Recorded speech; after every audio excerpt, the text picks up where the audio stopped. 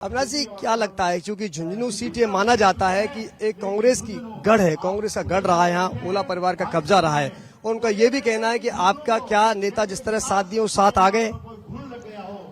ये बात सही है कि झुंझुनू की सीट परंपरागत रूप से कांग्रेस की रही है, कांग्रेस का गढ़ रहा है। आज के बाद नहीं, 13 तारीख के बाद नहीं रहेगा। किला भी ध्वस्त होगा, गढ़ भी ध्वस्त होगा और भारतीय जनता पार्टी का झंडा यहाँ प्रतिस्थापित होगा।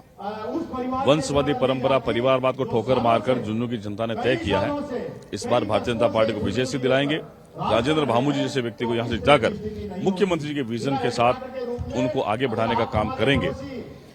मुख्यमंत्री जी ने जिस विश्वास के साथ मुझे यहाँ भेजा प्रभारी मंत्री के नाते, मैं पिछले कई दिनों से, कई महीनों से यहाँ हूँ। सत्ता संगठन के बीच में तालमेल बिठाने का प्रयास कर रहा हूँ, उसमें हमें सफलता मिली। सभी लोग मिलकर इस चुनाव को लड़ रहे हैं, चाहे वो जनप्रतिनिधि हो, चाहे कार्यकर्ता हो, चाहे हमारे और कोई व्यक्ति हो, पूर्व हमारे बड़े वरिष्ठ जन हैं, उनके साथ मिलकर हमने काम किया है और उनके परिश्रम के कारण कार्यकर्ताओं का विश्वास, झुंझुनू की जनता के विश्वास आधार पर इस बार मुख्यमंत्री का विश्वास बढ़ाएंगे, उनका मान सम्मान बढ़ाएंगे। ये सीट को जीतकर तो मैं सोचता हूं हजारों वोटों से झुंझुनू की जीत इस बार हम लोग जीतेंगे। मुख्यमंत्री का आज दौरा है, आज जन समर्थन में बहुत बड़ी विशाल रैली आप देख रहे होंगे, हजारों की संख्या में कार्यकर्ता उत्साह के साथ में आ रहे हैं। निश्चित ये दिखाता है कि 13 तारीख को हर एक कार्यकर्ता बूथ पर वोट की चोट के आधार पर कांग्रेस को बाहर करेगा और भारतीय जनता पार्टी को जिताएगा।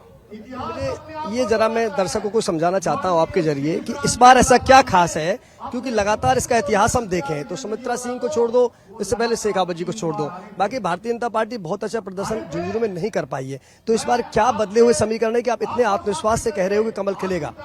देखिए, हर बार हम लोग कांग्रेस से नहीं हारे, विपक्ष से नहीं हारे, हम लोग आपस की झगड़े के कारण हारे हैं। हर चुनाव में कोई न कोई हमारा बागी उम्मीदवार हो जाता था, लेकिन इस बार हमने मुख्यमंत्री के विशेष प्रयास से सबके साथ बैठकर ये सामंजस्य बिठाया कि सब लोग मिलकर काम करें। और निश्चित आप देख रहे हैं कि झुंझुनू में पहली बार ऐसा हुआ कि सारे के सारे नेता, सारे जनप्रतिनिधि एक मंच पर हैं और सब बीजेपी को जिताने में लगे हुए हैं। पानी की सबसे बड़ी समस्या झुंझुनू के अंदर है, उसको दूर करने के लिए मुख्यमंत्री यमुना जल समझौते का MOU किया है। यहाँ झुंझुनू की जनता को पानी मिले, इसलिए जनता सरकार के साथ खड़ी है। और कांग्रेस ने 70 सालों में सिर्फ यमुना का पानी लाने का झूठा झांसा देकर लोगों के साथ छल किया है, लोगों के साथ धोखा किया है।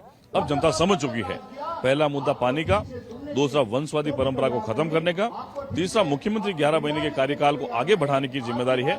या जनप्रतिनिधि जीतेगा, राज में भागीदारी होगी, वो काम करवाएगा, लोगों के विश्वास को बनाएगा और यहाँ भारतीय जनता और मजबूत होगी। इन 3 मुद्दों के आधार पर हम लोग जा रहे हैं। चौथा, प्रधानमंत्री मोदी का नेतृत्व है, उसको और मजबूत करने के लिए हम लोग चुनाव में। तीसरा प्रत्याशी जो मैदान में है वो आपको कितना नुकसान पहुंचा रहा है, क्योंकि वो आपके ही वोट बैंक में कहीं ना कहीं सेंध लगा रहा है? देखिए, प्रत्याशी कोई भी हो, हम लोग प्रयास करते हैं कि हमारा जनाधार कैसे बढ़ सकता है, हमारा वोट बैंक कैसे बढ़ सकता है, इसलिए हम लोग उससे प्रयास कर रहे हैं। प्रत्याशी चाहे कांग्रेस के हो, चाहे कोई दूसरे हो, दूसरे तीसरे नंबर पर रहेंगे, इसमें कोई दोहराए नहीं।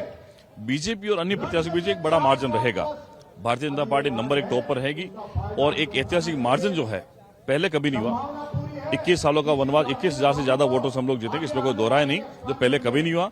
लोग तो ये कह रहे हैं कि जितने मार्जिन से पिछली बार कांग्रेस जीती थी, उतने से ज्यादा मार्जिन से बीजेपी इस बार जीतेगी। आप कह रहे हैं कि आप 10 माह के कामों के बल पर जनता के बीच जा रहे हैं। जो 10 माह का कार्यकाल रहा है सीएम भजनलाल शर्मा का, उन कई उपलब्धियों के साथ आप जनता के बीच जा रहे हैं, लेकिन विपक्षी पार्टी कह रही है यहाँ तो चल ही नहीं रही आपस में, फैसले दिल्ली से हो रहे हैं, विधायक मंत्रियों नहीं सुन रहे हैं, मंत्रियों के आगे नहीं सुना जा रहा है। देखिए, कांग्रेस के पास में कोई मुद्दा नहीं है, कांग्रेस मुद्दाहीन हो गई है। कांग्रेस अपने खिसकते हुए जनाधार को देखकर इस प्रकार के बचकाना बयान देती है। स्वाभाविक है, चुनाव में जब जीतते हैं, जब ईवीएम ठीक रहती है, चुनाव में हारते हैं, ईवीएम हैक कर ली जाती है। ये कांग्रेस की परंपरा रही है और जब कोई मुद्दे नहीं बचते हैं तब इस प्रकार के बयान दिए जाते हैं। मेरा चैलेंज है कांग्रेस के नेताओं से, आप आकर झुंझुनू में प्रचार करें। कौन रोकता आपको? क्यों नहीं आ रहा झुंझुनू के अंदर? स्पष्ट ये नजर आ रहा है कि आपकी एक करारी हार होने वाली है। इस हार का भागीदार कोई नेता नहीं बनना चाहता, इसलिए कोई यहाँ नहीं आ रहा। हम विश्वास के साथ कह रहे हैं भारतीय जनता पार्टी जीतेगी, मुख्यमंत्री का विश्वास जीतेगा, जनता का विश्वास जीतेगा, झुंझुनू जीतेगी, राजेंद्र भामू जी जीतेंगे।